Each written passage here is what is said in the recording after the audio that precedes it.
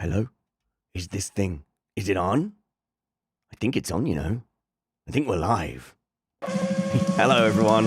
This is the live stream. So, the actual content will start at some point, and you can click the link in the description and go straight to it.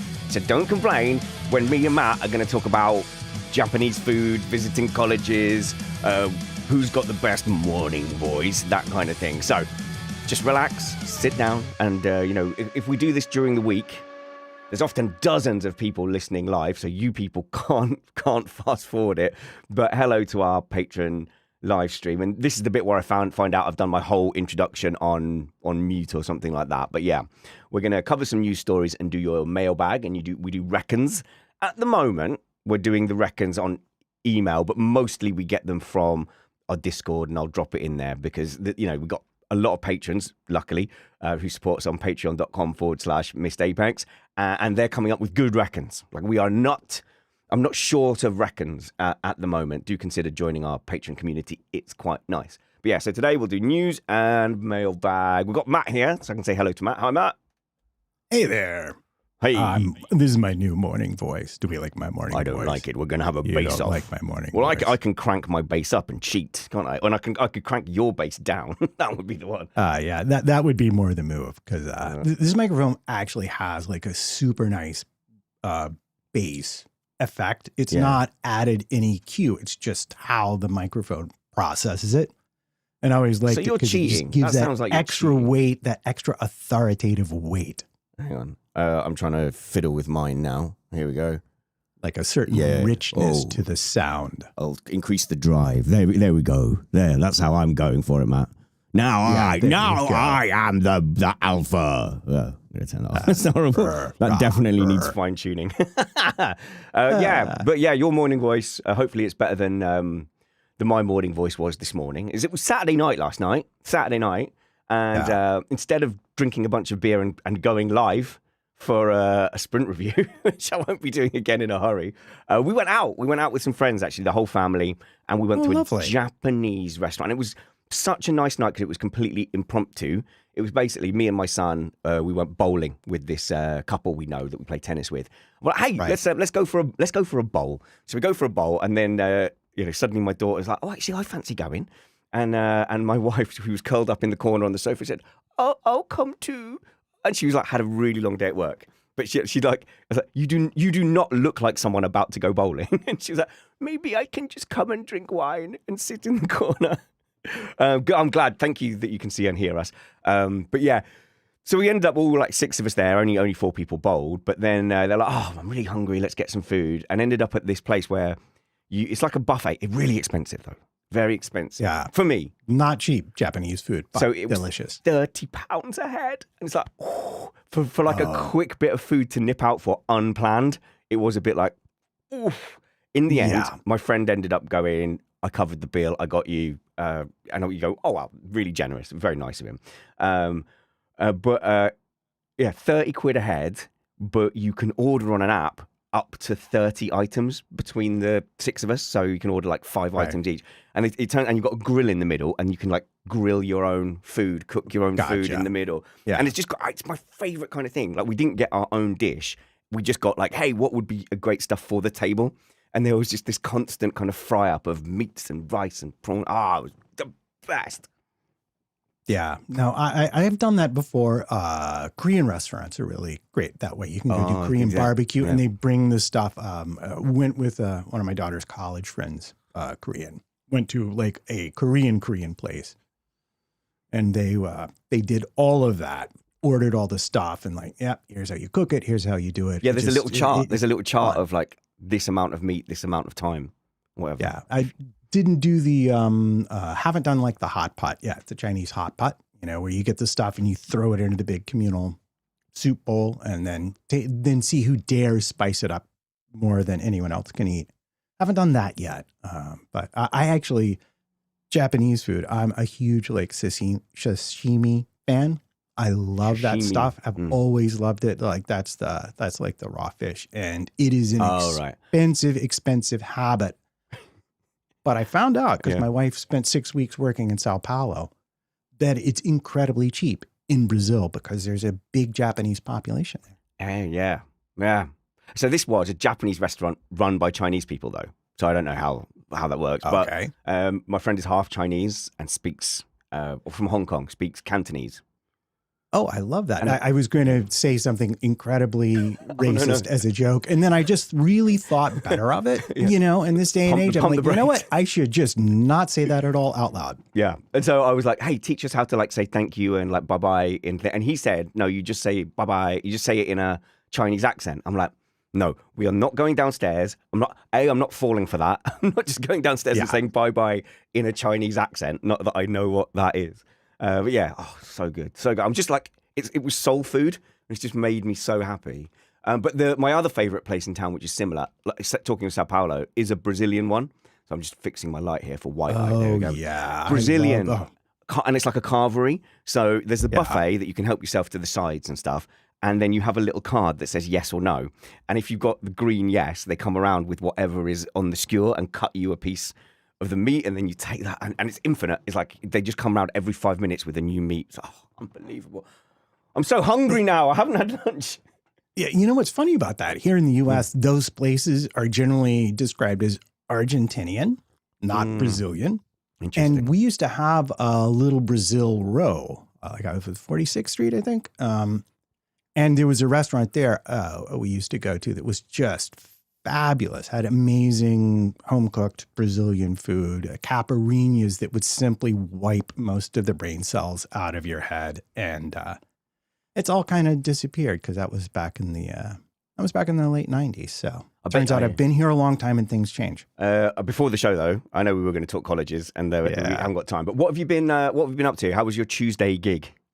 All right, so this is the kind of thing, and I'm still buzzing from it because it's such a rare musical experience for me. Like, being a professional musician sounds very exciting, and if you are like in a chamber group that tours the world, it is. Every night is just this amazing musical journey. But for a lot of musicians, like, it's most 99% of it is like, oh, it's a job. You show up, you stand around, you do things, you go home, you get money.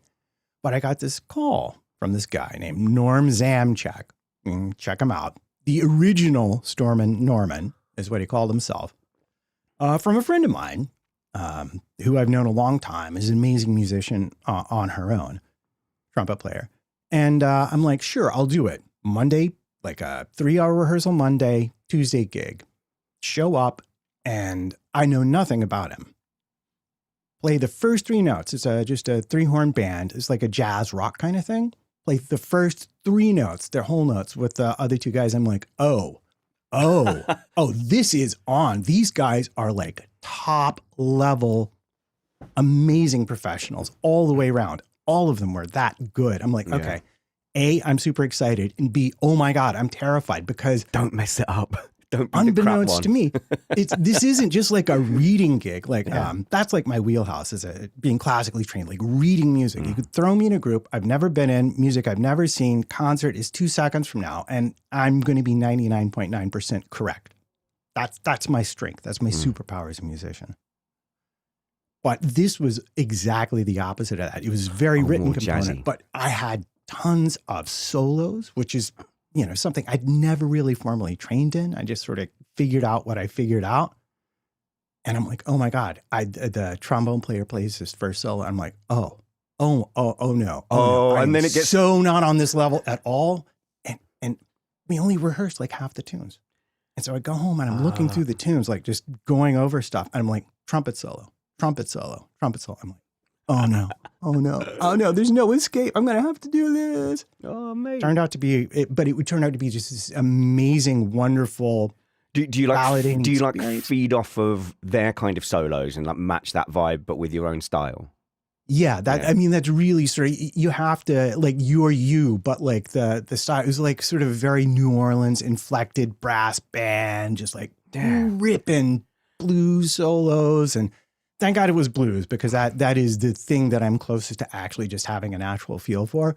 You have to match the vibe. Yeah, go on afterwards, yeah. Yeah, but afterwards, the band leader was like, we did a picture together. Everybody seemed very happy with the thing. And then he's like, oh, loved working with you. Want to work with you again.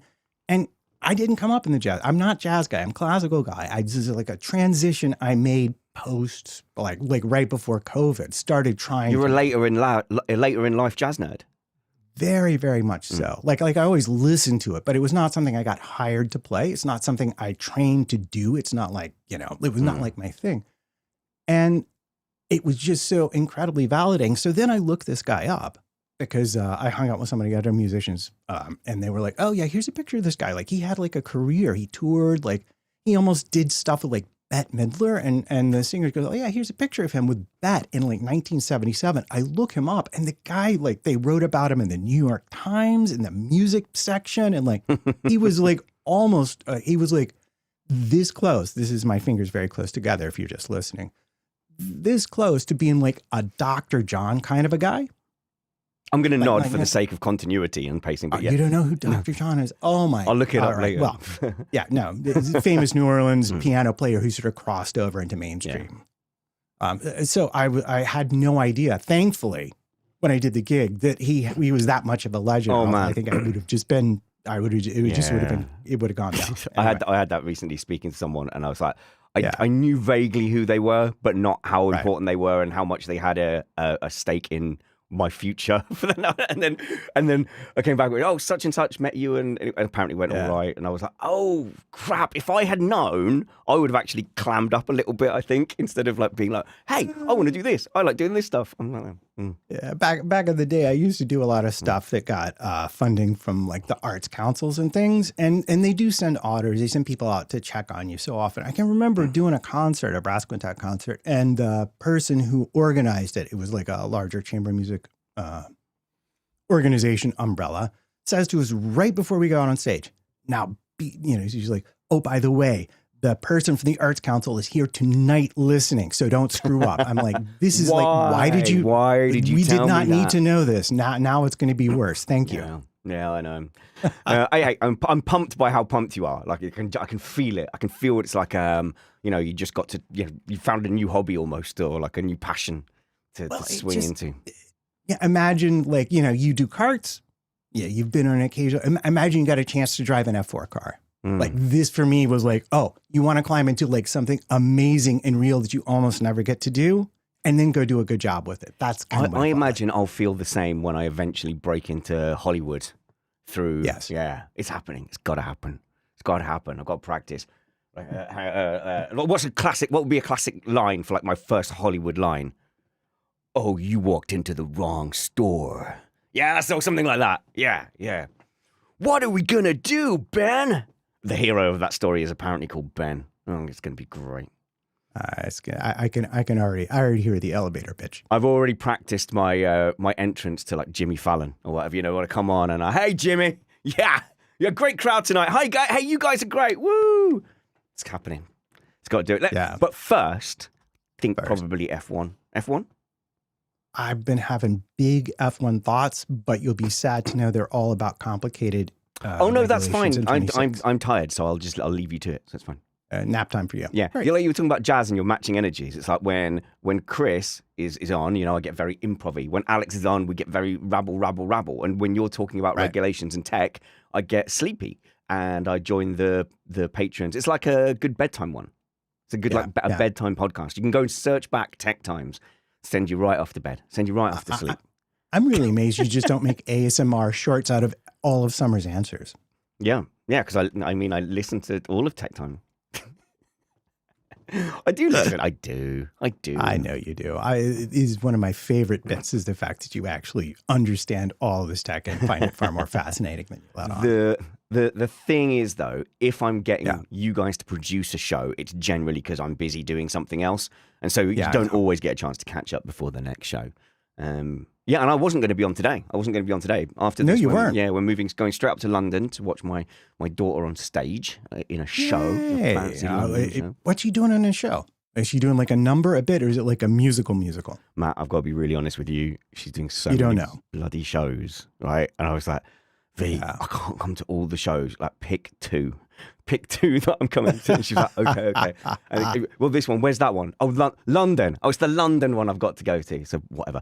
The beauty is like her bit is done and dusted in the first act. I'm like, yay. oh, brilliant. Like 100%. Escape beckons. Yeah, we're going off to the second act. I'm going to find like a Japanese restaurant, I think, because I'm just addicted There you now. go. All right, let's get going. This is my favorite when I haven't planned an intro of any kind. You are listening to Missed Apex Podcast. We live F1.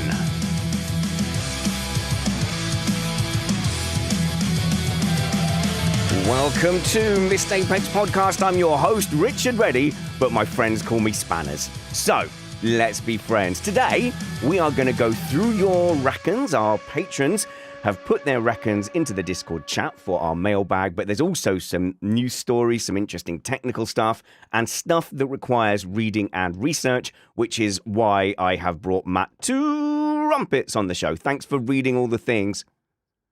As is always my pleasure, I have read all the things and then selectively chosen quotes to support my side of any argument we might have. No, that's okay, because I just go on vibes and I pick the one expert I can find that's like agreed with my viewpoint, and then I do the argument from authority, which fails so often. It fails the test of logic, and it doesn't hold up. And the biggest example we've got of this is Max Verstappen admitting that he hit George Russell on purpose. So that's my first news item.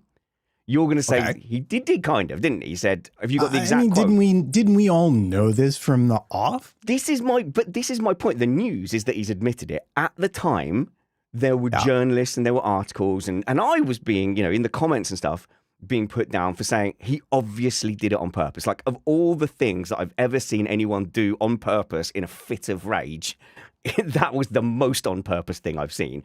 And people are like, no professional driver would do that. It's just that he was trying to defend or he's trying to overtake us. And you go, it's ridiculous. It was so obvious. But other people could point to these articles. And there was one particular article, I'm not going to call out the person, but they said, no, I'm not. I was considering doing it, but I'm not going to. They're like, yeah, but such and such has written this thing about why it wasn't on purpose, therefore you're wrong. It's like in the media, people will have their own motivations, they'll have their own worldviews that they'll apply to not only reporting the news, but then putting an opinion on that. And that's fine. They can have their opinion. We can all have our opinion, but it doesn't mean that you're correct because one journalist or TV pundit shares your opinion. Therefore, I was right about Piastri deserving a penalty in Interlagos. Yay! Finally. That's an interesting transition. That logic is perfect. I'm not quite sure it fully holds up to the looked at the replays and saw what actually happened test. However, the funny thing for me is I do recall talking a lot about the hard tire choice being what really sent him over the edge. And you listen to his radio message, he's clearly lost his cool on the radio. So this is Barcelona, isn't it? We're talking about Max because this is the actual topic, not how wrong you were with the Piastri thing. And I recalled, sort of breaking it down, you could see it was the hard tire choice that really sent him over the edge because he was in this duel with Russell. He shouldn't have been up there. Massive points were on offer, and they put him on the worst possible restart tires. For those of you who forgot the general thing, they put him on a hard tire because it was the only fresh rubber tire they had left. And they thought, the engineer, whoever looked at it, said, this will be the best because every other tire we have has 20 laps on it, is been beaten. And even though we have a soft, we think this will give you the best start because it's fresh. But they didn't explain that to Max. They just put the tires on his car. And he saw them go on and completely lost it on his way out of the pits, just yelling at everybody. And from his point of view with the information he had, it's understandable. And in hindsight, I'm not sure Red Bull was even right about the hard tire being better on the restart. They were probably looking at the finish of the whole race. Never mind that. He gets the restart. Russell passes him, and he just does. I mean, you make fun of Piastri, but his move around the outside on George was even more ridiculous. And he just smashes into him. Because he was told to give a place back because I forget what, he cut a corner, told to give a place back, got even angrier. And then George gets 3/4 of the way past him and he just lets off the brakes, turns into the corner and smashes into Russell. And then's like, well, I gave him the thing back and I tried to pass him again. And everyone was like, okay, so Red Bull has to say this out loud because they got to kind of defend him to the FIA, and the FIA gave him like a 10-second penalty, and it completely took him out of the points. It was actually the biggest single loss because we did the points thing. It was like his biggest single owned loss of the whole season with the points he gave up in Barcelona. Phew. Yeah. Now, what's interesting about this, to me, I don't know how you feel about it. What's interesting to me is that now, a couple of months on, he's happy to say, yeah, I absolutely lost my cool and that was a stupid thing I did, but I did it because I'm just always so passionate about maximizing what the car can do. And that was a case where I just felt like, went completely wrong. Yeah, that's why I was so angry in Barcelona, says Verstappen. First, with what happened on the straight at the restart. I think that was Russell, some contact, wasn't it? And then into turn one. And then, of course, when I was told to give the position back, that's when all signs went red. So he doesn't implicitly say, I drove my race car into him on purpose. But yeah, that's the very clear kind of thing he was saying. When I get out of the car, I need to be able to tell myself I did everything I could. There's some quotes basically saying, well, I could have just let it go. I could have thought the car isn't working, but I didn't. But yeah, I mean, admitting that you basically saw red and fired into the other car.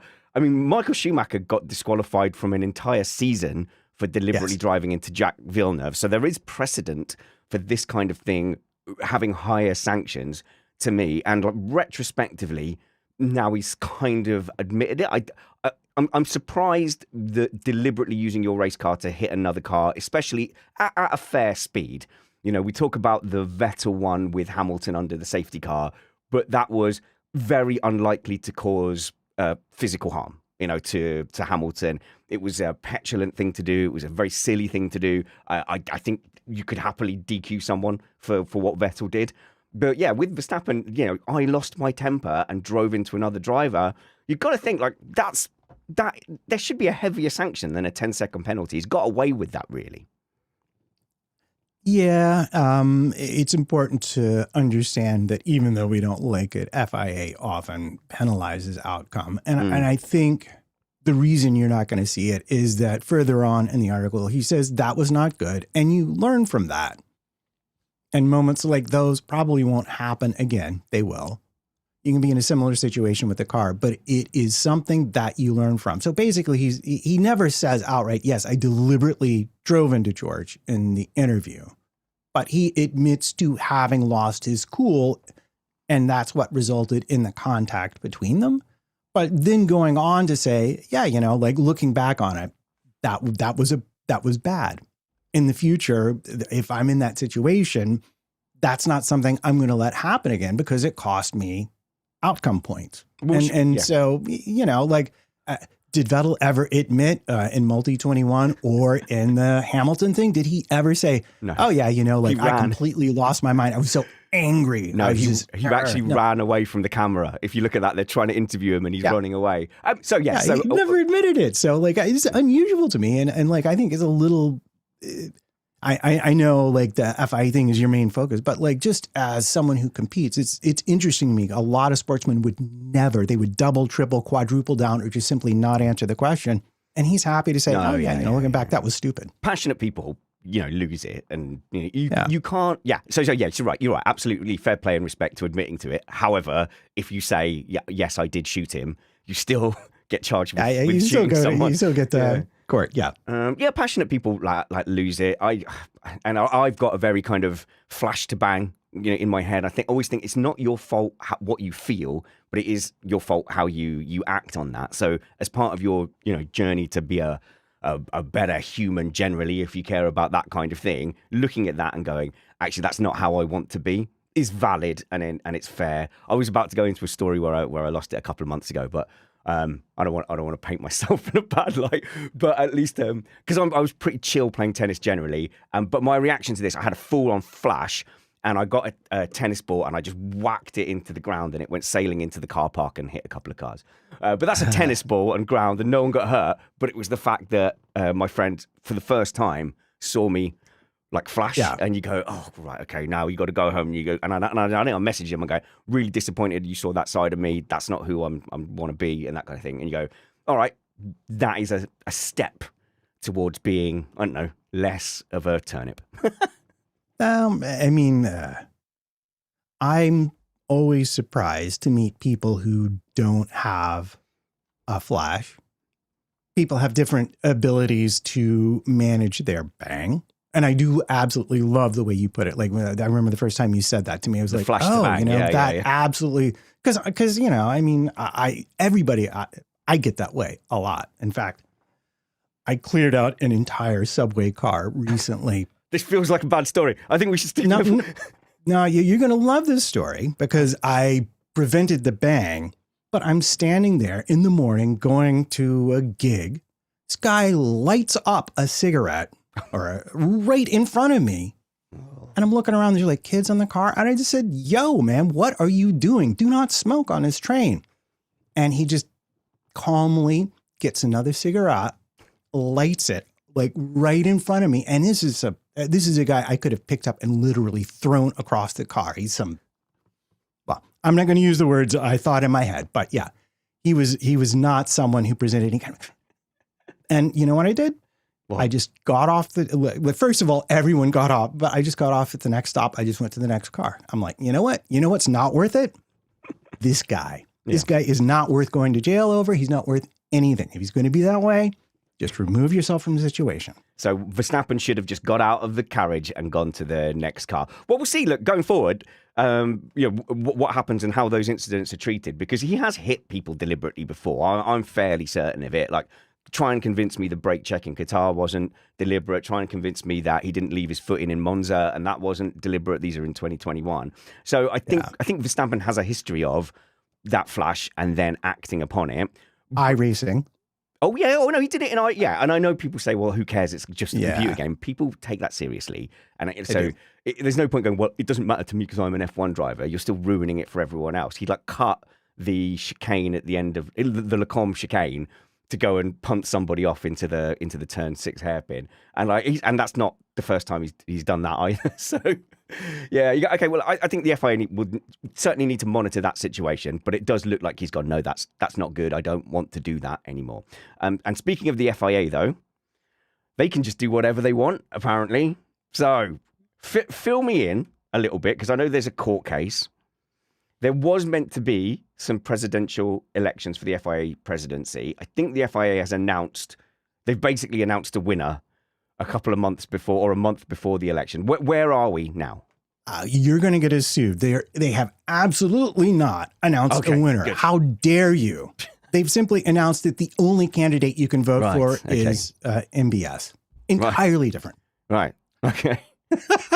So, yeah, I was caught up as far as the situation where the other candidates can't run because you need a representative from each of the subcontinents or the continents. Would you like to know them?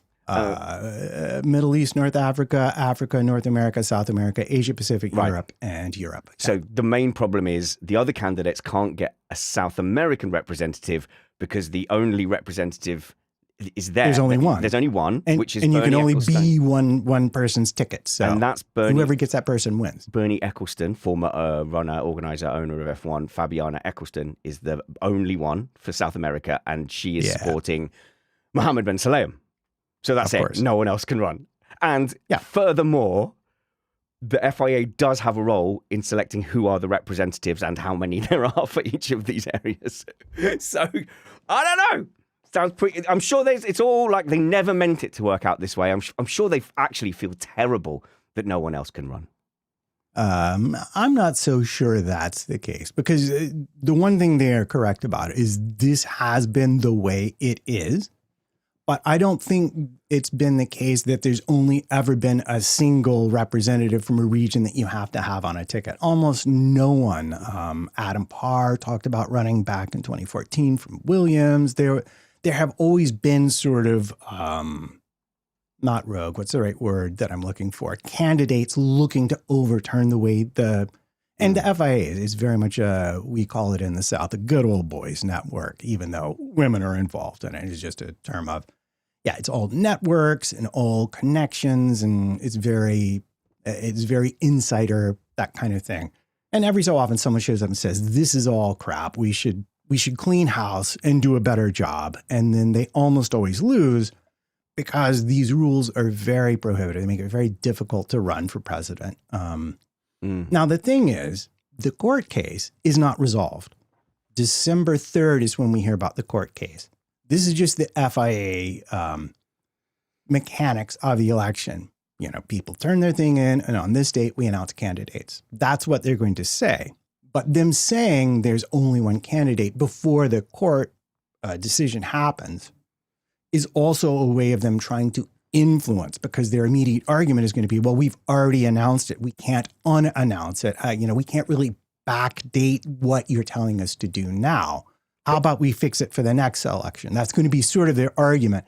But it's bonkers. If I was the court, I'd be like, okay, fine. You've only got one candidate. Then you have to put no confidence as the other candidate and let people vote. See what happens. So we're terribly sorry. Yeah, we'll listen to the court case, but obviously for the next one. You're kicking the can down the road a bit. But, somebody's got to run F1. So I'm sure as far as F1 are concerned, they do want a governing body.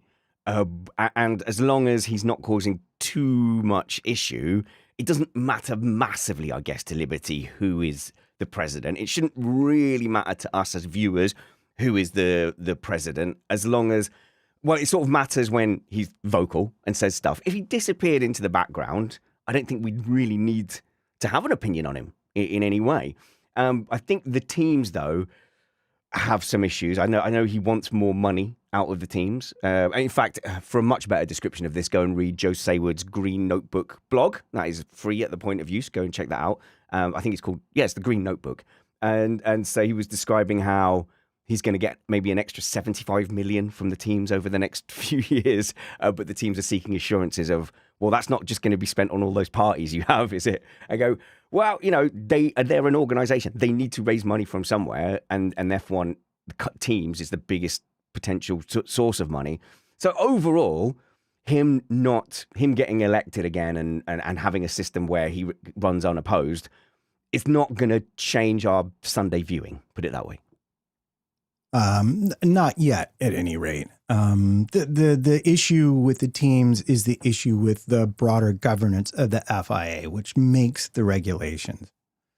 And the issues on his side are often personnel related, but also related to the decision-making body, which is a World Motorsport Council, and how he's changed the regulations, but specifically, and where it will ultimately matter to us, is an insistence on the kind of NDAs that simply don't let people who go there and participate in the decision-making process leave that process and then go talk to someone publicly about what they thought was good or bad about it. And that is problematic. Teams don't like it. Drivers have been unhappy with the way he's handled a lot of stuff. And, a lot of people have simply left to the point where it begins to hamper the actual mechanics of the organization operating because of how they leave and the inability to then replace them. Okay, so that's a legitimate risk, if you like. Yeah. So the Villers case, which is the Paris case, decision is in December 3rd. And we don't know what the court will say, but the court does have the authority over the FIA to do, to make it change, to put someone on a ballot, to make it change how things are done. Because one of the fundamental organizing articles is transparent and democratic process. It's not democratic. If there can be only one candidate before the election, that's not a democratic process, pretty much by definition. All right. Thanks for that, Matt. I haven't even had time to remind everybody that we're an independent podcast produced in the podcasting shed with the kind permission of our patrons and partners. Or that we aim to bring you a race review before your Monday morning commute. We might be wrong, but we're first.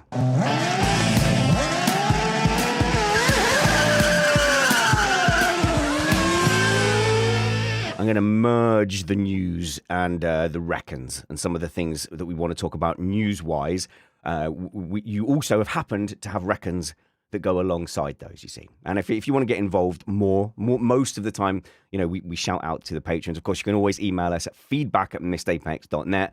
But if you'd consider supporting us at patreon.com/missedapex, you'd make us breathe a little easier as we go into the fallow Christmas period with less content and less shows. So stop me and Matt looking for like mailman jobs or trucking jobs over the winter break. That would be nice.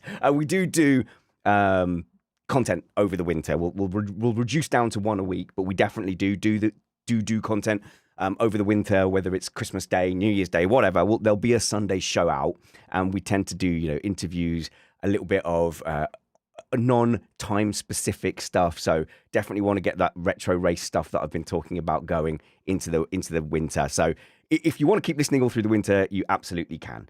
And right. Patreon.com/missedapex. I'm trying to mentally juggle as I remember whose reckon I was going to do. Chris G reckons, I reckon 2026 is going to be a mess. And this is a good one. This is a good one for Matt because he wanted to talk about 2026 regulations. New car regs, continues Chris G, and engine regs means it's going to be almost impossible to predict who will be on top. Well, that's good. That's a good thing. At the last regulation change, we all thought Mercedes and Red Bull were throwing everything at the 2021 championship and taking their eyes off the 2022 ground effect cars, meaning fair game for other teams to be up there. Shockingly, Red Bull blew everybody away. So after saying that, I reckon Carlos Sainz, 2026 F1 champion. So Matt, first of all, it's getting close to the 2026 regs. And you were talking to me about it in like 2021. I'm like, Matt, I don't care. It's so far away. I barely care about next week. But I suppose we can start to care now. And a lot of people are worried. Calm us all down. Tell us there's no reason to fear. Well, I mean, you're right. Now that Norris has effectively won the championship, everyone's minds are turning to the next regulation set. And actually, Rachel had a reckons no one would begrudge Williams another constructors or drivers championship in 26 that goes along with Chris. And I got to say, just on a personal note, that Carlos Sainz WDC 2026 would be a validation of a long-held fandom based entirely on the fact that he runs number 55, and that's also the number that I use on the internet after my name. So well done. Congratulations, Carlos. I would not begrudge that. Oh, look, there's a lot of older guys are Williams fans. Like Williams was my first team. The first driver I remember being a fan of was Riccardo Patrese. There you go. And then Mansell. Yeah. It was Mansell. Damon Hill. You're old. Yeah, Damon Hill, Coulthard, all these great drivers who drove for Williams, and then the descent into the Claire Williams era, which we could unkindly call it. Wow. Yeah. The unfunded era is more like it. Like she got, what do they talk about? The glass cliff sometimes, like where they only promote women to be CEO when the entire company's about to come crashing down. Yeah, so see? Glass ceiling, that's what it is, yeah. And literally she inherited a team that had been underfunded for probably at least a decade. Remember, they sold off their technology unit that was profitable with the refrigeration and the busting, and they just kept selling stuff to try and then eventually they couldn't even show up with a car. They missed the first week of testing, didn't they? Yeah. And they're like, no, it's nothing to do with money. No, this is why you can't trust the money. But the other thing I get as as a wannabe pundit is you give an opinion, you go, but the team said such and such a thing. Yeah, the team are lying. They're lying directly into the lens to your face. That was so funny. They are omitting large parts of the truth very strategically for their own purposes. And yeah, the last thing you want to say when you're trying to get money is that you don't have any. That's rule number one. Yeah. So I can understand why they said that. Of course, I don't know if someone's lying. That's all for comic effect. Spanners isn't real. Spanners is a comedy character at best. So, I would not begrudge a Williams win at all. James Vowers does just seem to be one of the most likable team principal type figures, doesn't he? And you go, that's great. Carlos Sainz seems nice. Alex Albon seems nice. They're the nicest team on the grid. I think they're the nicest team on the grid, aren't they? They're very amenable and friendly to the cameras. They're getting into their press office is a little bit more of a challenge, but yes. Yeah, the driver parade. I don't think we spoke about the driver parade for the Brazilian Grand Prix. Did you see it? They had those small. I didn't see it. You said they had the historic cars. Yeah, it was like these. I don't know what they are. Someone in the chat, please tell me what those cars were. But they were just about big enough for two people to perch on, and it was absolute chaos. One thing I didn't see in the original is that they I don't know how much they're told about what they're going to do. They go down, they see these cars. Obviously, they see that they're allocated to each team, and Albon clearly realizes, oh, one of us gets to drive and one of us gets to sit, because that's what happened with the Lego cars in Miami. Right. And he starts pegging it. Sainz, having no idea about this, just sees Albon running and he's like, no. And just like starts grabbing him. He's like, I don't know what you're running to, but no, I want you to have this. And then you see them sprint around the cars to try and get there, and Albon wins and goes and drives it. But yeah, they then later, they took a shortcut and they cut completely through the middle of the track. Like, fans be damned, we're just going to go for it.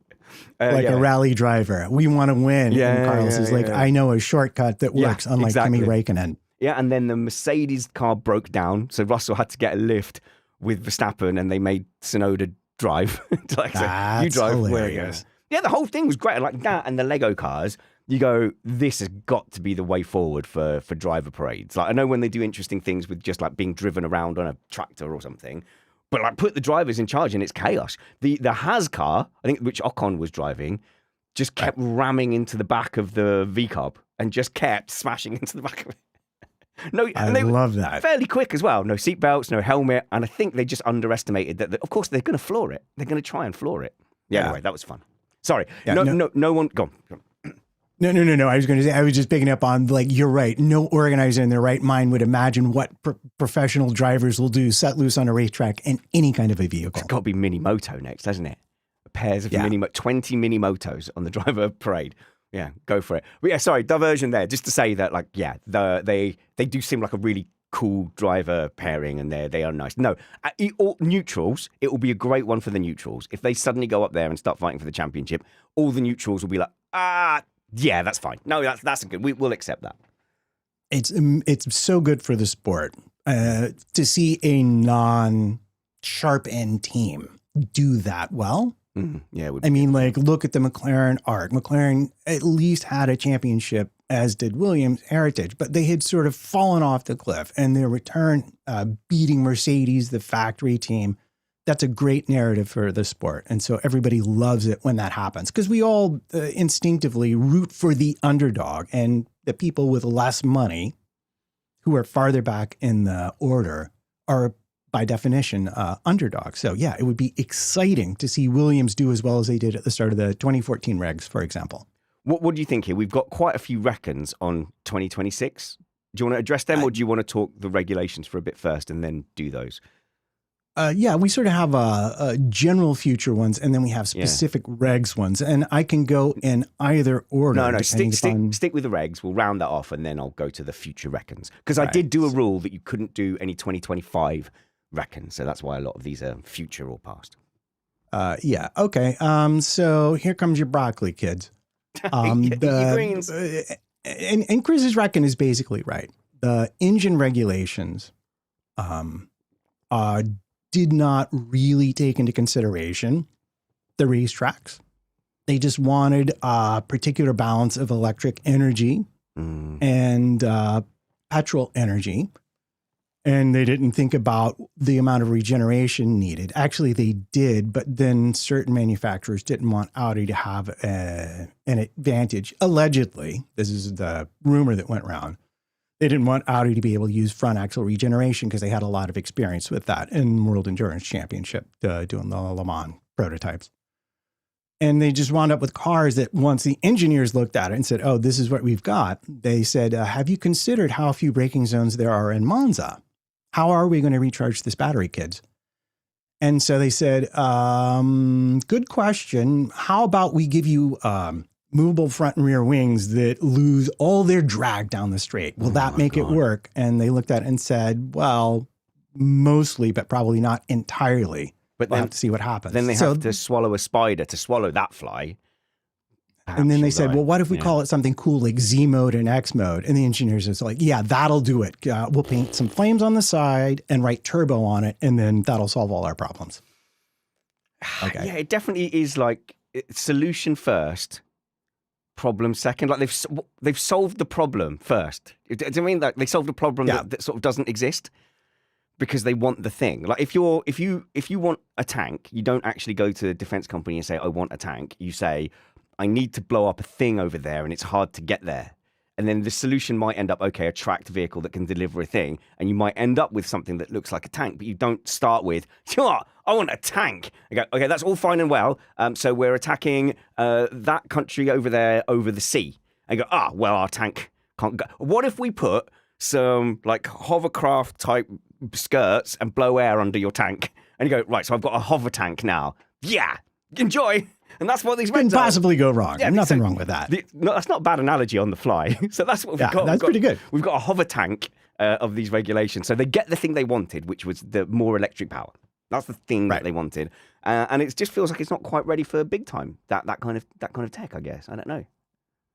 Well, it is. The problem is the balance versus the regeneration.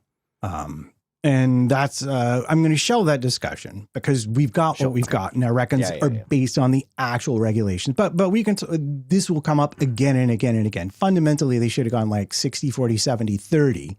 Okay. And it would have been entirely workable. But by getting rid of the MGUH, which has become vilified, even though it is by far the most genius thing we've ever seen in Formula One power unit manufacture in terms of thermal efficiencies approaching 60%. Unheard of. Your regular road cars, 30% efficiency. Hybrids barely get to 40. These things were unbelievably efficient. Useless on the road, though. And so the power balance they wanted to sell things simply didn't work with how these cars get driven in real life on circuits. So you've got this problem here. And all of our reckons are based around this fundamental mismatch of the aero technology simply trying to solve for the problems the power unit created. So Ben reckons that by 28, 4 teams will be sold off once the manufacturers realize they botched the new regs. I think they already know this. And I think, he guesses at some. Alpine certainly looks like it might well get sold, but they'll have a Mercedes power unit. So they have a chance of actually having some results. Red Bull is the most interesting one because they're building their own power unit. And Tim sort of jumps onto this and says, well, who's going to do well is all going to be down to their power unit. Now, I think this is interesting because of the amount of drag they're able to spill in a straight line. I don't think it's going to be 2014 levels where we saw Mercedes just run away with everything because everybody else got it so wrong. But there will be a power unit that is better than all the others. And it's likely to be better enough that some of your secondary teams that just have the power unit but aren't manufacturers can also do well. So I think he's on to something down there. He personally reckons Red Bull might eventually have to give up and go buy a power unit from Audi if they do a good job. That's interesting. Yeah, well, Red Bull would swallow their pride, wouldn't they? And they'd go, it's not working. We'll get the best engine available. I don't think they'd get too held on up in it. But like, say, Ferrari, can't do that. There's no way Ferrari can go, do you know what? We could really do with a Honda. And you got a Ferrari F1 team with a Honda. Like, it's a massive surprise that Alpine is going with Mercedes engine. That feels a little bit like, oof, that's not quite L5-year planny, is it? It's not very... No. But you know what? At least they have a history with Mercedes because back in 15 or 16, didn't they switch to Mercedes? Much to the dismay of Cyril. Was it Cyril at the time that ran Viry? Yeah. Someone got very angry about that. But the team that eventually became Alpine from Renault, again, did at one point have a Mercedes power unit. And it will be a lot better than whatever Renault at Viry would have produced. Hey, those two things I can tell you. Are you in the chat? Because no one's listening to you, I don't think. It's all about hover tanks now. They've really gone hard on the hover tanks. You've seized the imagination. I do like the A10 Warthog flying tank. And someone's done an AI image of a flying hover. I love that. That is brilliant. So the thing is, like, if it is a disaster, then they might quietly try and polish the turd by changing that balance, I guess. If they say, right, this is not working, come Barcelona. Hey, teams, do you fancy doing a revision that's got a slightly better balance for next year? But we can do some short-term fixes, I guess. Are the tyres the same next year? Is it Pirelli? No, they are. Pirelli is a manufacturer, but they are going to be a slightly different size. Cars will be a different weight. There'll be a different set of legality boxes, but fundamentally, these are going back to the pre-22 cars. And now, interesting you mentioned that change because Matt W. reckons the 2026 regs will be such a failure that major changes will be announced by the mid-season break. That's a good reckon. That's a good reckon. That is a good bet. Yeah. Now, the thing here, though, is everyone showing up to 26 has invested a large sum of money on the power unit side. And if you make the power unit regulation too short, then that's going to be something the manufacturers don't want, because here you go, a year or two in, you're telling me that in 2 more years, I have to have a brand new power unit, which I'm going to have to start developing all over again. So I'm spending on research and development again to develop brand new power units. I'm never going to make my money back on the ones that we just put on track. So the idea that, we might give them bigger batteries, or we might give them we might give them something to help that out, like by reducing the just 70-30 and give them a bigger fuel tank for next season would absolutely solve the problem. And then we won't call it a regulation change. We'll just call it an adaptation, because they did that in 2017. They didn't ever call that a regulation change. Didn't they? The Delta Wing aerodynamics. They just said, Bernie was unhappy 2 years ago that one race, the cars were slow at one track. Yeah. And so he completely threw everything out the window and ruined overtaking from 2017 forward with his aerodynamics.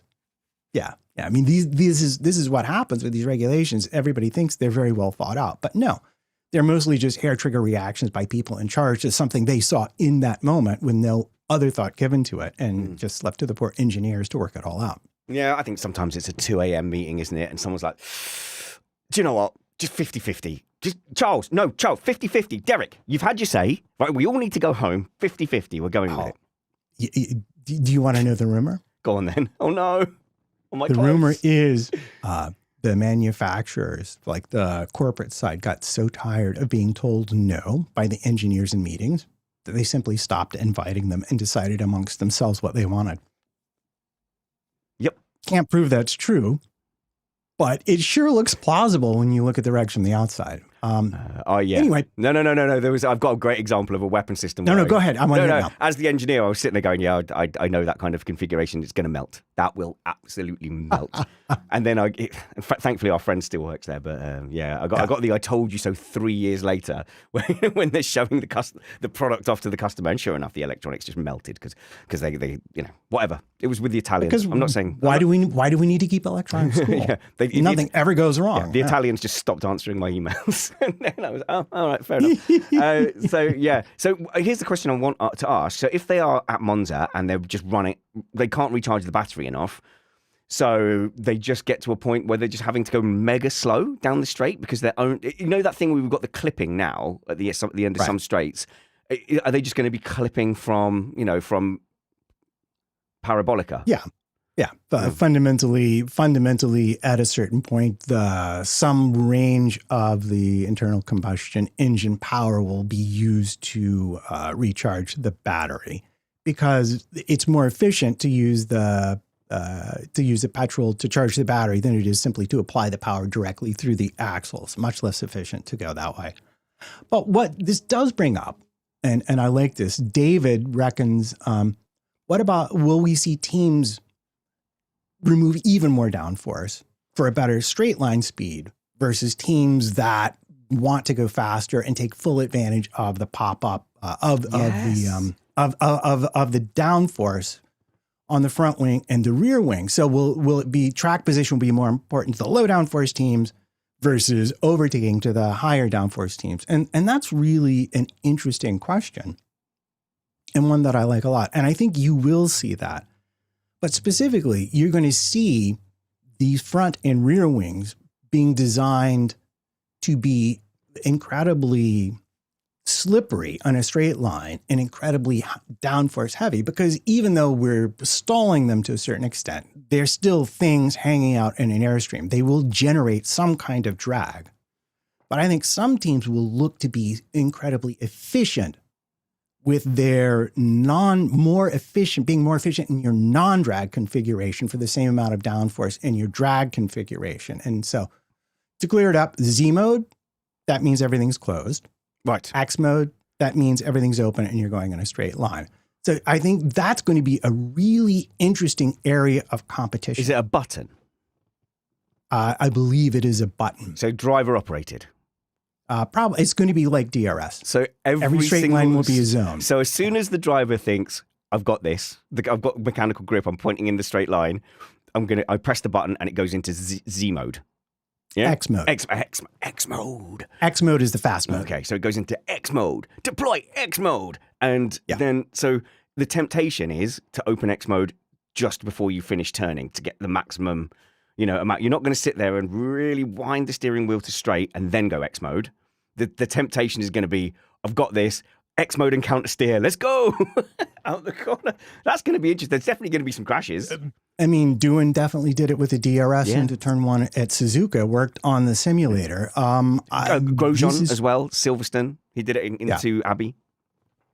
Yep. There was a Silverstone turn where they were letting him have DRS open if they wanted to for a while, but eventually everyone chose not to do it because it was too entirely unpredictable. That's crazy. And without getting into a long discussion of flow reattachment, it's important to note that when you open something and then close it, there is sort of a moment where everything sorts itself out aerodynamically.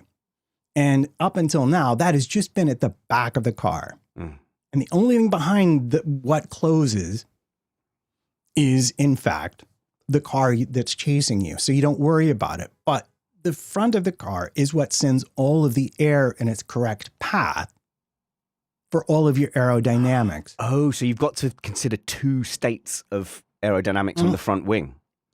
Yeah, and the transition state will need to happen definitely in a straight line and early enough that no one who's done a bad job of it winds up with unpredictable aerodynamics turning into a corner, because we see what happens with that, like turn one, for example. We're not even turning, just like changing lanes with the DRS open in Brazil for Bortoleto. You saw what happened. Yeah. There. Oh, yes, of course. Yeah, no, he had a little jink, didn't he? And just closed, just before the DRS closed, he jinked. And then there's not enough as much rear grip as you thought. So Tim said, second race in China, this is in the live chat, second race in China, that's a fast circuit. And the corner just before the big long straight is particularly interesting because it's one where the downforce builds.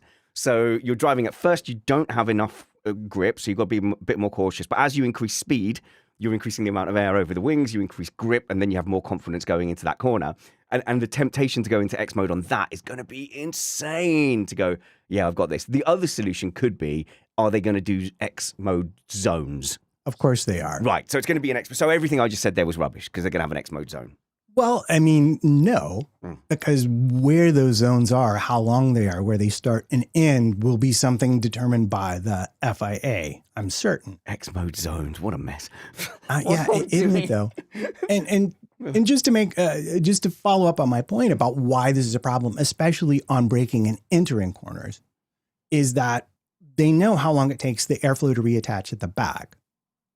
When it reattaches at the front, that has to travel the full length of the car before your full car aerodynamics are sorted. And that's going to be a much longer transition that potentially destabilizes the car as it passes down. I don't know for sure. I'm not an aerodynamicist, but these are just sort of obvious things that are going to need to be considered, even if you just have a general basic knowledge, which is what I would rate mine as. I'm not an aerodynamicist. I just play one on a podcast. We can play. Yeah, pretty much. Did you ever think your life would be at 57? I'm gonna play an armchair aerodynamicist on the internet. that will be invented soon? Not in the slightest. This is fully something I never would have predicted for myself. Hey, my job is just to say what I reckon. And by the way, good job. What do you call it? Threading all the people's reckons into the topics that we've been talking about. I think away from the regulations, we've had quite a few on Audi. I don't know why so many people are interested in Audi. I will say that I am mourning the loss of the stake colours or the stake F1 colours. I think easily one of the best colour schemes and liveries in Formula One ever. I love the shirt. I bought the shirt at Silverstone. Oh, no, I didn't. I ordered it later. I wanted to buy it at Silverstone. And then a fashion influencer told me that it was ugly and I was stupid to buy it. And I believed them and said, okay, then I won't. But I bought it. I bought it later on. So we're going to lose that. But Audi coming in and they announced their new livery. Or some kind of livery concept, and it looked awful. Right. Was it like silver front half, and then a line, and then the back half was black? One of my pet hates in racing cars is liveries that look different predominantly from the front as they do from the rear. It's just too confusing. Just don't do it. It looked like the old 90s cut and shuts, where you take two insurance write-offs, and you get like the good halves of each car and weld them together, paint over it, and pretend that it wasn't in a wreck. This was it Jordan who did this? They wanted to run two cars, one in each livery for that. They got a sponsor. They got a specific sponsor, and they were told they couldn't do it. So what they did was they painted one car that was green on the left and the other sponsor on the right. Yeah. And the opposite car, they put the green on the right and the other sponsor on the left. And it complied with the regulations, but didn't Dragon Formula E team as well? They did a similar. It just doesn't work. Just be normal. Pick your color scheme and just have it over the course of the car. We've learned some interesting stuff about Audi. I think that is probably a placeholder. I better be. At best, livery that is literally the Audi colors are white and red. It's their classic rally colors, their classic racing colors. We've seen some beautiful WEC liveries over the years from them. I would expect something much more like that on the finished product, which now, speaking of new regulations, I'll just loop in that there's a new livery regulation that you can't have as much bare carbon fiber as we've been seeing, because the FIA wants the cars to weigh more and they don't like the teams using the aerodynamic effects of carbon fiber to make their performance better. They just think it looks bad on camera. Yeah, it does. It looks bad from some angles and some lighting, that all the cars look the same. And Hayden has just posted that livery in the Discord. Can we get mods? Can we get a ban for that? It's, like, I was talking about it and describing it, but seeing it again pop up in the Discord, I'm just like, oh my God, my eyes. Lord, take my eyes. Derek Stoner says BAR did it with the left and the right with the Honda. That's right. Yeah. I don't sorry. like it. Okay. My sad memory. Yeah. Why is that a sad memory? Because I said Jordan. Like, I didn't remember my memory being sad and old and not entirely correct. There you go. Yeah. Right. Audi. Oh, sorry. I just got off on one on the livery. Sorry. No. I mean, but I will say that these diversions are exactly what's great about doing this show, is we can just go down these paths and people always seem to enjoy it. So we'll just keep on doing it. Our jobs do not depend, well, mine certainly not, on being correct. Just got to have an opinion or on accuracy or sticking to any kind of plan or indeed having one. Yes. I can attest from years of behind the scenes. Plans are the last thing that we get. God mocks our plans and plans go wrong. Indeed. Anyway. Yeah. They all go out the window anyway once you start. So Audi reckons, where do we go? Tim Rudd reckons Audi will win a constructors championship next before Red Bull. What do you think of that? Read a couple of the other Audi reckons and I'll give you my opinion. Okay. Sam reckons Audi will swap both drivers out, looking for someone to blame. To follow up on Tim, he thinks that as one of the only in-house works teams, Audi will actually have drivers banging on their doors if they do even a halfway decent job out of the gate. And was there one more? There probably is, but they wound up sort of split into slightly different places. So look, I think that's far too optimistic to say they're going to win another championship before Red Bull. Red Bull are an incredible F1 force. They're a unit. They've done it more than once in recent history. You know, they've won 4 in a row and then had a little bit of a fallow period, but a lot of that was down to the engine. But then next regulation set, it came in strong. Have done well in 2 regulation sets. Know how to play the sport. Know how to play the referee. It will not be long before Red Bull wins another championship. That's slightly skewed by the fact that they are so heavy towards one driver. But to say that there's not going to be a season where, you know, Verstappen could have won the constructors on his own, couldn't he, in 2023? So you're going to go, that a season like that's going to come along. And then you look at Sauber/Audi. Is it going to be like a Renault situation where basically they come in, oh, yes, we're a works team. We've bought an existing thing, but it's a works team now.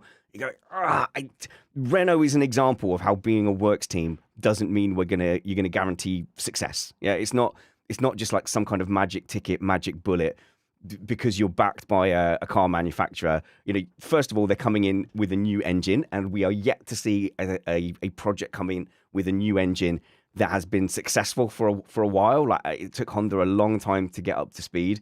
Plus, it's essentially the Sauber outfit. So you have to wonder with Sauber over the years, has it broadly speaking been a kind of a true customer team in a way, because they provide a race team to whoever wants to put their name on it. And that was Alfa Romeo, wasn't it? Alfa Romeo is the same outfit, and it was basically just Sauber, and they provided this race car so that you can come in and go, yeah. So if we wanted a missed Apex team, and we could all we had was money and don't know expertise, the thing to do would be to go to Sauber and say, can we call it Team Missed Apex? Worst team for name for an F1 team ever. But you go, the danger is, right, obviously it's going to be more than that with Audi, but we thought that might be the case because they were just going to slap their name on it. But then you go, the individuals that were pushing for it now are no longer with Audi. And I am unconvinced that this is actually a full manufacturer push. I think the maths work. Once they've decided that, they go, well, you know, we're going to pull out because that guy's left. Well, you know, you will be making 30 million a year. Oh, 30 million a year, you say? Audi are delighted to blah, blah, blah, blah. So to me, that's like, why are people talking about a championship? Anyway, and if it's so ambitious, no offense, but you've got a rookie and a journeyman, both great drivers and talented. But if you were really coming in with a splash, you know, you'd have a Sainz. I think Sainz is a big enough name for people would get more excited if you had a Sainz go in there. You had a Norris go in there, a Verstappen, and Alonso, even though he's old. But do you know what I mean? If you had that big, exciting, sexy name, I'm not sure Bortoletto and Hulkenberg are currently that. Yeah, well, I could easily see Hulkenberg being there for his first contract and then bringing somebody else in, especially if they're doing well. And I do like that of the no money and no expertise, we've already got one of those covered. So we're halfway to our Formula One team now. This is good. Yeah, we're in. This is good. Yeah, all we need is the money. Yeah, and now all we need is the money. As far as Audi goes, like I actually get where Tim is coming from here, because if you look at Red Bull journey from 2014 to 2019, when they finally started being competitive, that was mainly down to them not having a power unit that was competitive, and they're building their own for the first time power unit, which is an order of magnitude more complicated than having already built a bunch of Formula One power units and then just building them for this specific energy configuration. And even Audi will have built for their WEC program similar power units in terms of what they were trying to achieve in the balance between the electric and the petrol. I hadn't considered that at all. There you go. Yeah. It was worth inviting you on. Now, the bad news is they also, and we've noted this over the years, did not really start putting money in for whatever reason, whether it was Sauber not being happy about stuff, regardless of what it is. They didn't really start funding the Sauber team to the level they needed to until very recently. And I believe even Binotto is mentioned that they are probably 18 months to 2 years behind. So they're not going to win straight away. But if we take it that you need a good power unit in this regulation set, and you really do, I don't believe aerodynamic can make up for a mid power unit here. You're going to have to be within 1% of the best to really have a chance.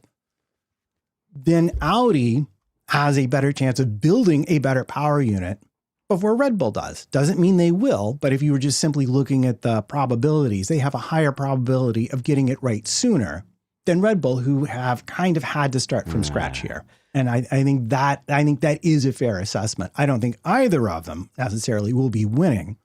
It's probably going to be Honda, Mercedes, or Ferrari at the outside, having the best power units or getting the best power units quickest. And that's just looking back historically. Mercedes tends to always have the best power unit. Ferrari ends up having a more powerful one, but then they always have other issues with their mechanicals. And Honda, like once they got fully done, stuck into the 2014 regs, built an amazing power unit very rapidly. So again, that's my power unit assessment for the future. You're welcome. I wasn't listening. I was putting on my steak hat. It's brand new. It's so brand new that the peak, it's really cool. The peak isn't like I'm trying to shape it live on a mirrored video feed. I think as a pundit, I'll call myself a pundit. You tend to make predictions based on like what's the most likely thing to happen, and a new team coming into F1 and instantly doing well. It's a very, very rare thing. The last time we had that was Brawn, and Brawn was essentially taking over from Honda, who are massive, right? And you go, oh, it's the most sensible thing is to go, is that new team going to do really well? Is Cadillac going to come in and win? No, probably not. Is Audi going to come in with a brand new power unit and win? No, probably not. You do that 10 times and you do that enough times and one team will pull off that kind of miracle season. And then everyone goes, see, you were an idiot for not predicting that Audi would win the championship. But really, I mean, you need to see something. You need to see something from the outfit, how they operate, what actual changes have they made in the team between Sauber and Audi. Like, is this the same? Is Derek just taking off a steak shirt and putting on the Audi shirt? Do you know anything about the staffing like that, Matt? No, that is no longer the case. You've got Bernardo, you've got former McLaren guy there being the team principal. You've got a lot of now very experienced F1 Is that where Wheatley is? Is Wheatley there? Wheatley's there now. Yeah, you've got a lot of people who really do know how to do things in at the team, but they should have been there 2 years ago. Yeah. And so on the process side, you're going to be behind. And also then on the development side, you're going to be behind. They are going to be playing catch up over the first couple of seasons, but their engine development people will have been through all of these World Endurance Championship builds, and they will have some pretty good ideas about how to maximize the efficiency of not just the regeneration, but the path of the battery, like what subsystems really ought to get energy, how to reduce losses in the wiring loom. Like there's a lot of amazing stuff that goes on in there. And they will have drawers they can open and look into for solutions. Whereas Red Bull, they don't. They hired a bunch of people who worked at other places, but they don't have their own drawers to go digging back through looking for solutions from 30 years ago when we had these same regulations. Another news thing, which is wary of the time, is you had some Newey stuff on there. And I know you can talk about Newey and how he's getting on in the engineering side. But first off, I saw his comment that was almost like it was a subtweet to Elkin. Did you see that one? Where he's like, do you know what? No. Because the most useful thing is to talk to the drivers to get their feedback. And he described Verstappen is like, Verstappen's the best sensor on the car because of his feedback. Yeah, you got to listen to them. Got to listen to them, Elkin. Ferrari, if you're listening. And it's just funny how that news came out. And it's just like, it really put the Ferrari CEO comments like, shut up and drive into comments. Like, no, use your driver experience to tell our engineers what the blinking hell we need to do to make this car drivable for you, like McLaren did, listening to Norris, like Newey has done his entire career, one of the most successful engineers in the history of motorsport. But yeah, how's he getting on? Aston Martin going to win next year? No. They won't be. They will be perhaps less far off by a long shot than they have been. Like his actual quote is, I've never been a believer in saying we will now achieve this or now achieve that. I think satisfaction comes from working together to move forward. If we can achieve that in 26, that will be the first tick. So his job, as he sees it, isn't to show up with a championship winning design. His job is to simply show up and have the team be better than it currently is, which admittedly throughout this whole ground effect regulations, they've really only gone one direction, and that is backwards as a team. And as a Force India fan, Yes. it was, I was like, you have all the money in the world. Not really, but because of the cost cap, but you have all the money you can fund to the maximum level. There's no gap. There's no margin between your funding and the maximum you can spend on the cost cap. And you have enough extra that you can try and play fast and loose with the cost cap when it first comes in. And yet, the more you're spending, the worse your results are getting. And I think Nui is looking to fix that. And to do that, interestingly, he's not spending a lot of his time at the design bench. He's spending most of his time, about half of his time, talking with other engineers, often one-on-one, about what they're doing and how to make it better. And I don't know if you remember this story. I don't remember who told it, but he was, I think he was a McLaren. And it was like, well, what about Nui? Like, he's got all these legends. And they said, well, the thing about Nui is you'd be working on something on the computer and he would come over and just look. He wouldn't do any math. He wouldn't do any drawing. He would just look and he would be like,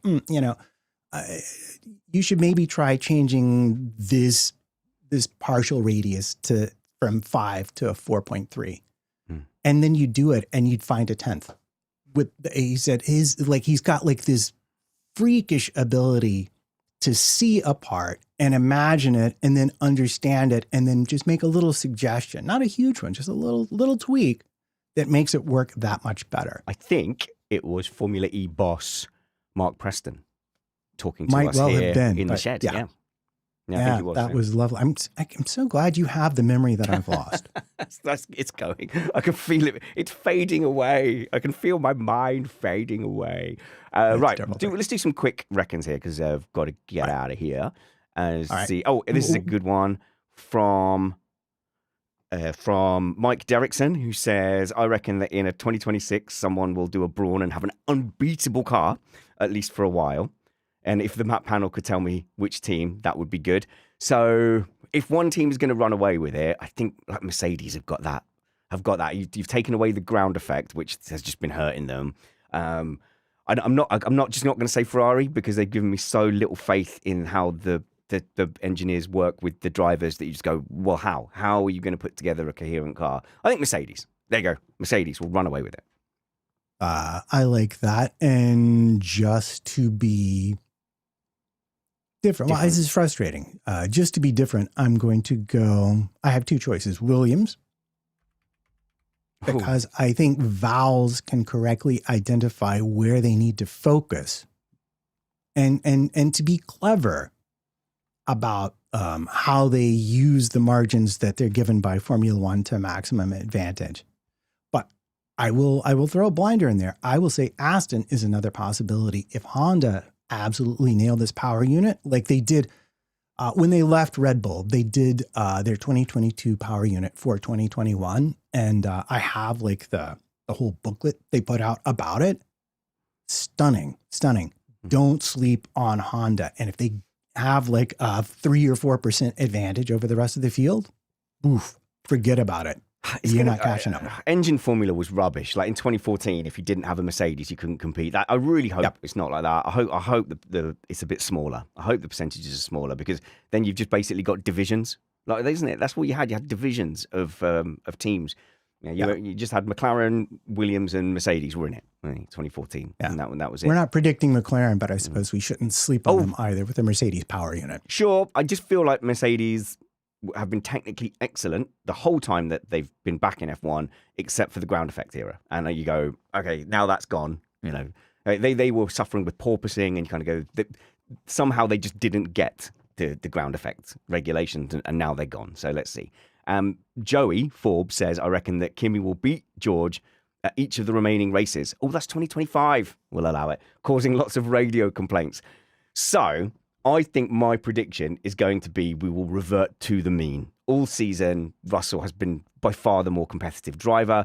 Obviously, Antonelli has had a great weekend, but you have to build on those performances. It can't be a flat. It can't then go missing till the end of the season, and then next time he has a good race, oh, he's so brilliant, he's the future. When Russell needs credit for having been on top of him much more often. So that'll be my prediction. Reversion to the mean, normal service resumed.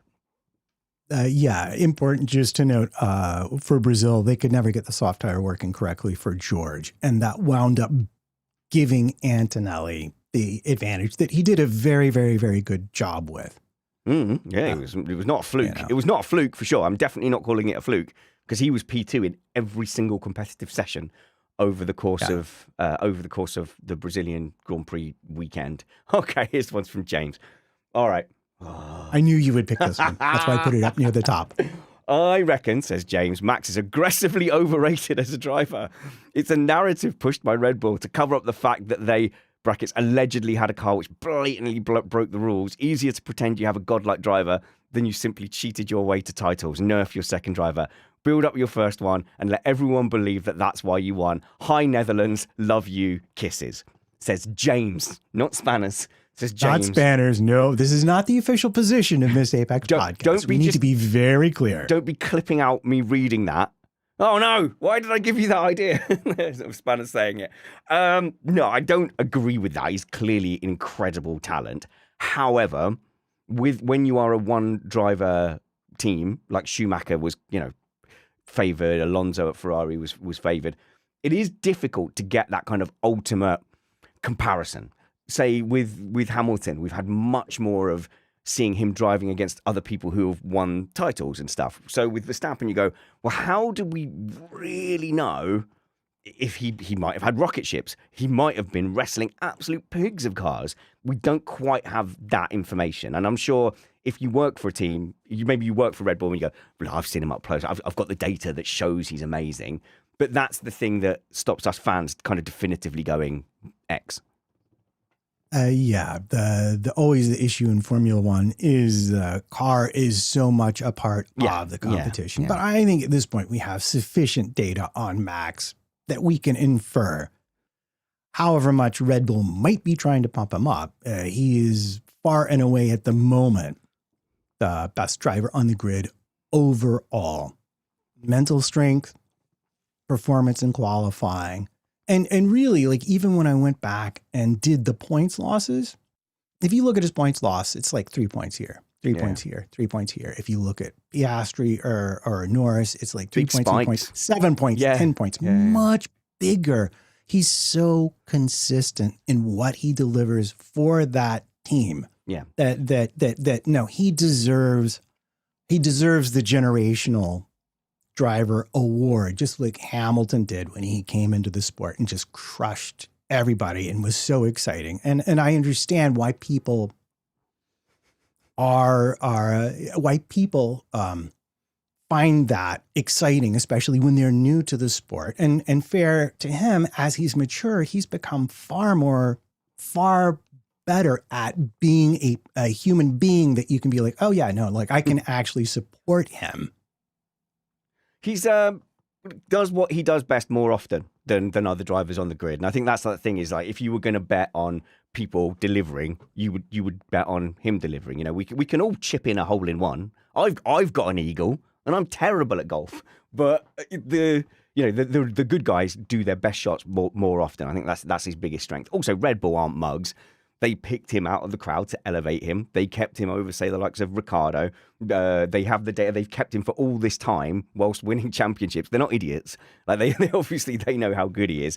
I think I sort of get what James is saying in that, like, how do we know? Is there elements of doubt? But I think you don't accidentally win 4 championships. But then again, with Vettel, I always got the feeling that there was something. I always got the feeling with Vettel, like, this isn't quite right. This isn't quite right that he's winning these championships. And then when he's gone up against other drivers where we could do a bit more of a comparison, actually, it didn't look that great overall. And you kind of go, Would I put Sebastian Vettel up with one of the greats? Sounds like a stupid question because he's won 4 championships. But he won 4 championships in one era with one teammate, and then it didn't look so great after that. I doubt the same thing is going to happen with Verstappen. Doubt it. Highly, highly doubt it. I can go with you here because he's been across 2 different regulation sets of aerodynamics. It's important to remember that all of Vettel's championships were won in the exhaust-blown diffuser era, with Mark which Webber. gave a very specific performance envelope to the car that he was uniquely able to exploit. And the one time they gave them the wobbly tires, Vettel was immediately not that special, and Webber almost won the championship that year. In fact, had they not changed the tires after everything exploded at Silverstone, I do believe that Webber simply would have won it because he could cope with the way the car behaved. Vettel was very good in exhaust blown. He was untouchable in exhaust blown diffusers. He had all of the tools. He was not adaptable across regulation sets. And that would be what keeps him out of that all-time list. Yeah, I mean, towards the end, I'm just not meant as an attack on Vettel, but towards the end, No. like, he was up against Stroll, like made Stroll look quite good. And then Alonso came back in and just started, knocking him up and down like a weeble wobble. So there's some really good, interesting chat here of people talking about who's had the most world driver champions as teammates. And I've got to call out the Lewis fans on this one because they point to 3, right? So Jenson Button, that's fine. That's legit. He won the championship. Then they came together. Alonso on his fit. That's legit. You came in and you beat by on count back, I think, on the same points, beat Alonso over the course of a season. And managed to politic him out of the team, by all accounts. But you can't have Rosberg. You cannot count Rosberg as a world champion teammate that he's had. Because they never shared the track with Rosberg as a world champion. You get crowned world champion at the gala dinner at the end, and you don't win it until everyone's crossed the line and it's classified. And secondly, he's only champion because you lost to him. So I mean, you just can't have that. Sorry, Hamilton fans, you cannot have Hamilton. But apparently Fangio, someone said Fangio, a Mike Stoner suggested that Fangio had that, but I don't think that tracks. So I think he's been wrong there.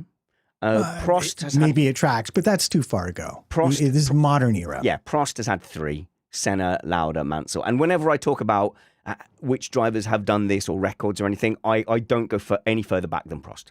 To me, the sport was so different before then that, Rush is a good movie, but my personal limit, I look back as far as Prost. Fair. Right, okay. Is that the last reckon we're going to do? I was having so much fun talking about that. I have completely blown past our time limit and I have to go and watch my daughter. Oh, do we have a time limit? Well, I have to go and watch my daughter do a thing. Right. Yeah. So this is where my daughter said, "Oh, we've got 5 Christmas things that I'm in." I'm like, "Honey, I love you. I'm so proud of you, but pick 2. Daddy will come to 2." And she's picked the one who's like, "Oh, we've got to go to London." Oh, it's such a pain going to London. You have to get on the train with the sort of people that go to London on the train. Oh, I could be going to London on a bus. Yeah, and then she is. Oh, gosh. She's going on Sunday. A coach. Good luck getting there. She's on a coach. Oh, that's a good point. She's on a coach. And so she's got that long journey. We have to go and get the train. Oh, it's fine. It's just you're going to sit next to someone and someone's going to have like a takeaway next to you. And you're going to smell their takeaway.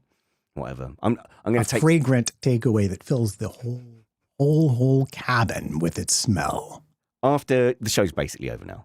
After Nicola's last gig, I went to see her. Me and Catman and Chris, we went there and we had a few beers watching it. It was great. And because obviously my wife can't drink while singing. Well, you shouldn't, but because it's a professional band, And so I made sure that on the way home, I got her some train wine. So I got a bottle of Cabernet Sauvignon, and I got some picnic plastic wine glasses. So we plopped on the table. I was like, "Here you go, clunk, clunk, clunk, clunk," and go train wine. Felt very, very sophisticated. I was going to ask, man, do you have a flask? Surely you have a flask that you can just bring with you into the auditorium. No, for this one, no. So our plan here is we are going to go in before.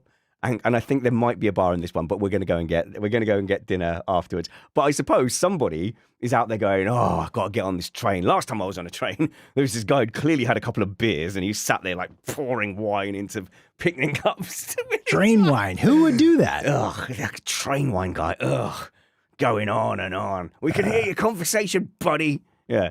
All right, cool. Well, I guess follow Matt. Matt, you can do some show notes with like the links to where you can find us. As I always do, except when I forget, of course. Yeah. No, it's good. I like the midweek ones. In the day, it's early morning for you, afternoon for me. Let's roll the music. Bye. Until we see you next. Work hard, be kind, and have fun. This was Missed Apex Podcast. The next will be the preview show, preview for Vegas, right? And we're gonna give Matt a rest for the preview because Matt is gonna be up at like 3 a.m. for the race review with us. So it's gonna be me, Jono, and Christina for the preview, and me, Matt, and Jono for the review. Vegas, baby, 4 a.m. race. Love it.